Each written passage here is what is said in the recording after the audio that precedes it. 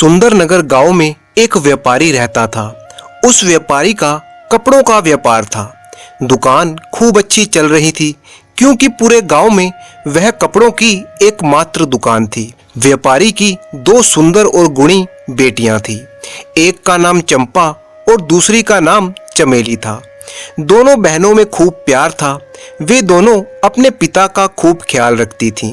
तरह तरह के पकवान बनाकर पिता को खिलाती, माँ को भी हर काम में मदद करती थीं। दोनों एक दूसरे से हरदम हंसी मजाक करती रहती। वो दोनों साथ साथ भोजन करती और सोती थीं। दोनों का एक दूसरे के बिना मन न लगता था। यदि एक बीमार हो जाती तो दूसरी उदास रहती और दिन रात अपनी बहन की सेवा करने में लगी रहती। व्यापारी को कभी कभी एक बेटा ना होने का दुख होता था, परंतु अपनी प्यारी बेटियों को देखकर वह सब कुछ भूल जाता था। दोनों बेटियां अब बड़ी हो चुकी थीं। व्यापारी अपनी बेटियों की शादी जल्द ही कर देना चाहता था। एक दिन व्यापारी की पत्नी ने कहा, हमारी बेटी चंपा अब विवाह के योग्य हो गई है। हमें जल्दी ही उसके लिए वर तलाश करके उसका विवाह कर देना चाहिए। व्यापारी बोला, मेरी इच्छा भी यही है कि चंपा का विवाह खूब धूमधाम से करूं। मैं सोचता हूं कि उसके लिए किसी व्यापारी का बेटा ही ठीक रहेगा। पत्नी बोली, नहीं नहीं, किसी व्यापारी के बेटे से चंपा का विवाह करोगे तो वह भी तुम्हारी तरह दिन रात काम में लगा रहेगा। मैं चाहती हूं कि चंपा का विवाह किसी जमींदार के पुत्र से हो। हाँ, तुम ठीक कहती हो। मैं पास के ही गांव के एक जमींदार को जानता हूं, पर पता नहीं उनका कोई बेटा विवाह के योग्य है या नहीं। इसके पश्चात व्यापारी ने गांव के पंडित को जमींदार के परिवार व पुत्र की जानकारी लेने के लिए पड़ोस के गांव में भेज दिया। पंडित जमींदार के घर पहुंचा तो यह जानकर बहुत खुश हुआ कि जमींदार का इकलौता पुत्र विवाह के योग्य था। पंडित बहुत ज्ञानी होने के साथ साथ अनुभवी भी था। उसने तुरंत ही व्यापारी की बेटी का प्रस्ताव जमींदार के आगे रख दिया। साथ ही चंपा के रूप गुण की खूब प्रशंसा करने लगा। कुछ ही दिनों में चंपा का विवाह जमींदार के बेटे समर से हो गया। अब चमेली अकेली रह गई। वह अब ज्यादा हंसती बोलती नहीं थी। अक्सर उदास होकर अपनी बहन चंपा को याद करती रहती। चंपा अपने ससुराल में बहुत ही सुख से रहने लगी थी। उसके पति व ससुर के पास बहुत बड़े खेत थे, जहां हर मौसम में फसल उगाई जाती थी। चंपा जब भी पिता के घर आती तो अपने पिता व ससुराल की प्रशंसा करते ना थकती थी। एक दिन चंपा ने अपने पिता से कहा, पिताजी, मेरे विचार में आपको चमेली का विवाह करके अपने जिम्मेदारी से मुक्त हो जाना चाहिए। चंपा यूं अकेली रहने के कारण उदास रहने लगी है। उसको ससुराल में नए लोग मिलेंगे तो वो मुझे भूल जाएगी, वरना यूं ही सूख कर कांटा हो जाएगी। पिता को अपनी बेटी चंपा की ये बात जच गई। उसने चंपा की माँ से कहा, तुम चमेली के लिए बुआ जी से बात करो। हो सकता है उनकी जानकारी में चमेली के लायक कोई वर हो। वैसे भी तुम्हारी बुआ जग बुआ है, वह मोहल्ले गांव की खूब खोज खबर रखती है। पत्नी ने कहा, बुआ तो परसों ही एक लड़का बता रही थी। मैंने ही मना कर दिया कि अभी हमें चमेली का विवाह नहीं करना है। उसके जाने से हमारा घर सूना हो जाएगा। व्यापारी बोला, वह तो ठीक है, पर यदि अच्छा लड़का मिल जाए तो चमेली का विवाह करना ही ठीक रहेगा। बस फिर क्या था, एक घर में चमेली की बात चलाई गई। बात बन गई और चमेली का विवाह हो गया। चमेली के पति के यहाँ मिट्टी के बर्तनों का व्यापार होता था। चमेली के ससुर गांव के बड़े कुम्हार थे। आसपास के सभी गांव और मोहल्लों में उनके यहाँ बने मिट्टी के बर्तन ही प्रयोग में लाए जाते थे। चमेली अपने ससुराल में जाकर बहुत ही सुखी रहने लगी। अतः एक नए मोहल्ले में वो शीघ्र ही मस्त हो गई। एक वर्ष बहुत जल्दी ही बीत गया। तब पिता ने सोचा कि दोनों बेटियों को देखे हुए बहुत दिन हो गए, अतः दोनों को एक साथ बुला लिया गया। चंपा और चमेली अपने पिता के घर हंसी खुशी पहुंची। दोनों बहनें एक दूसरे से मिलकर बहुत ही खुश हुईं। दोनों एक दूसरे से प्यार से गले मिली और अपनी अपनी बातें करने लगीं। ऐसे लग रहा था मानो दोनों बहनों का बचपन वापस लौट आया हो। वही प्यार और वही दुलार उनमें फिर से दिखाई देने लगा। उनके पिता भी ये देखकर खुश थे कि आज भी मेरी बेटियों में पहले जैसा प्यार बना हुआ है।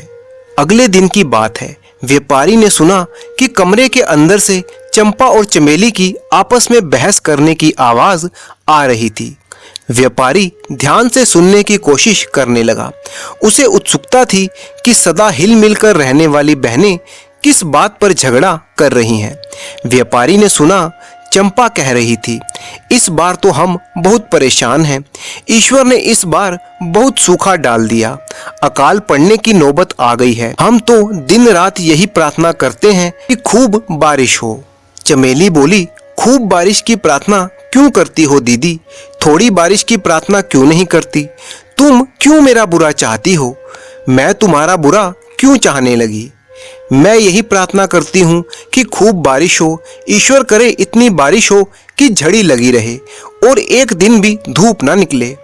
चमेली बोली, दीदी तुम बहुत बुरी हो, मेरा बुरा चाहती हो, इसीलिए ऐसी प्रार्थना करती हो।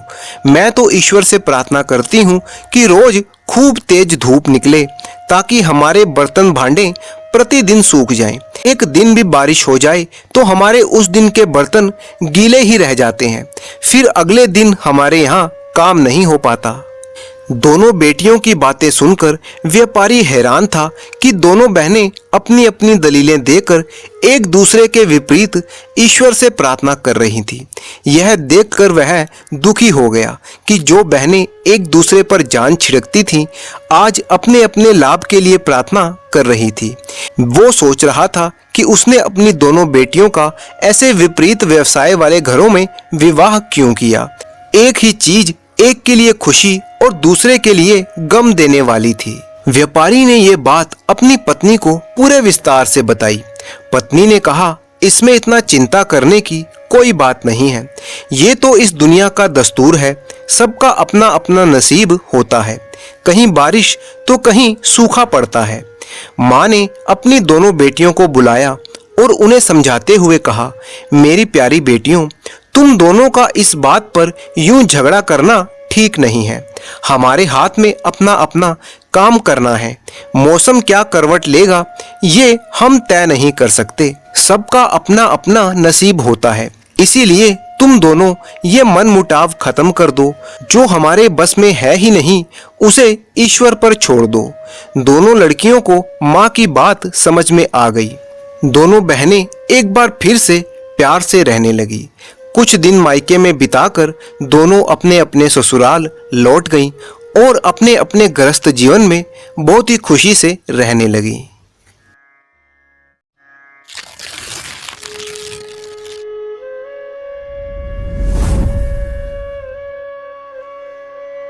कनकपुर गांव के रहने वाले झूलन दास वैसे तो पेशे से एक किसान थे, परंतु साथ ही साथ उन्हें पहलवानी का भी शौक था। अपनी खेती बाड़ी का काम निपटाकर जब भी उसे समय मिलता वो कसरत जरूर करता। ईश्वर की कृपा से उसका शरीर भी लंबा चौड़ा और हट्टा कट्टा था। पहलवानी का शौक था तो उनकी खुराक भी बहुत ज़्यादा थी। देसी घी, बादाम, दूध ये सब उन्हें रोज चाहिए होता। जब भी मौका मिलता झूलन दास अखाड़े में कुश्ती लड़ता और कई बार गांव के आसपास होने वाले दंगल में भी अपना हाथ आजमा लेता। पूरा गांव उनके मजबूत शरीर और लंबी कदकाठी की प्रशंसा करता था। अभी गांव में खेती का मौसम चल रहा था और सारे किसानों की फसल पककर तैयार हो चुकी थी। इस मौसम में अक्सर गांव में ही रहने वाले छोटे मोटे चोर उचक्के किस्म के लोग सक्रिय हो जाते थे। अब क्योंकि फसल पक चुकी थी तो सभी किसान अपनी अपनी तैयार फसल काटकर अपने खलिहानों में या घरों के आंगन में रख देते थे और फिर जैसे ही फसल के अच्छे दाम मिलते तो बाजार में जाकर फसल बेच देते। चोर इसी मौके का फायदा उठाते और आंगन में रखी हुई तैयार फसल उठा ले जाते थे। इसी तरह की छोटी मोटी चोरियों करने वाला एक आदमी जिसका नाम दामू था, वो उसी गांव का रहने वाला था। दामू के साथ उसके 3-4 साथी और भी थे। इस बार झूलन दास ने मक्की की फसल लगाई थी और संयोग से फसल की पैदावार बहुत ही अच्छी रही। ना कोई कीड़ा लगा, ना कोई बीमारी। अपनी मक्की की फसल को लहलहाते देखकर झूलन दास बहुत ही खुश था। अब फसल काटने का भी समय हो चुका था, तो अगले दिन सुबह ही झूलन दास ने अपनी मक्की की फसल कटवाकर अपने घर के आंगन में रखवा दी। झूलन दास ने अपनी पत्नी से कहा कि इस बार मक्की की फसल में से मक्की के दाने अलग निकाल कर बेचेंगे। थोड़ी मेहनत लगेगी पर दाम ज्यादा मिलेंगे। तुम ऐसा करना, समय निकाल कर सारे दाने अलग अलग करवा के बोरों में भरवा देना, और जो बिना दानों के खाली डंठल होंगे उन्हें तुम बाहर बरामदे में रखवा देना। मैं कुछ मजदूर भिजवा दूंगा। झूलन दास की पत्नी ने ऐसा ही किया। मक्की के दाने अलग करवा कर बोरे में भर के अंदर रखवा दिए और खाली सूखे मक्की के डंठल वहीं बरामदे में पड़े रहे। रात होने पर झूलन दास घर वापस लौटे तो सारा काम पूरा हुआ देखकर वो बहुत ही खुश हुए। जब वो घर के आंगन में पहुंचे तो उन्हें किसी की आहट सुनाई दी। उन्होंने तिरछी नजरों से देखा और भांप लिया कि कुछ चोर घर के आंगन में घुस आए हैं। झूलन दास ने सोचा, अवश्य ही ये दामू होगा जो किसानों की फसल चुराने का काम करता है। फिर भी झूलन दास इस बात से अनजान होने का नाटक करते हुए सीधे घर के अंदर दाखिल हो गए। अंदर जाकर अपनी पत्नी से कहने लगे, मैं आज अपने एक वैद्य मित्र के यहाँ गया था। उसके घर पर कुछ और वैद्य भी आए हुए थे। वे लोग आपस में चर्चा कर रहे थे कि मक्की के बिना दाने वाले डंठल एक खास औषधि के लिए चाहिए। ये औषधि कोढ़ के रोगी और कुछ चर्म रोगों में बहुत ही काम आएगी।